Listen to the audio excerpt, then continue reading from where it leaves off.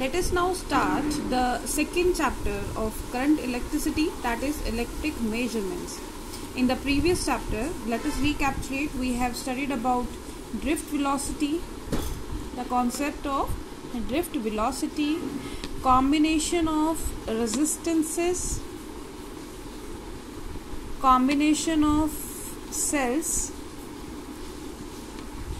and various numericals related to this chapter.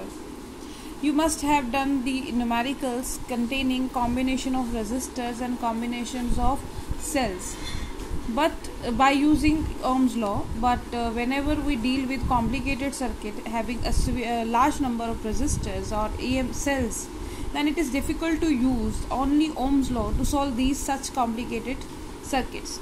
For this, what we use Kirchhoff's rule. Let us discuss these two rules. The first rule is Kirchhoff's first rule, which is also known as junction rule, and second or known as node rule, and second is Kirchhoff's second rule,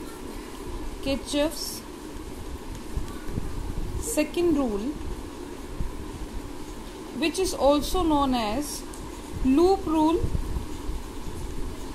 or voltage rule. Let us now discuss the first rule, which is junction rule or node rule. But before discussing that, we must know the meaning about junction or node.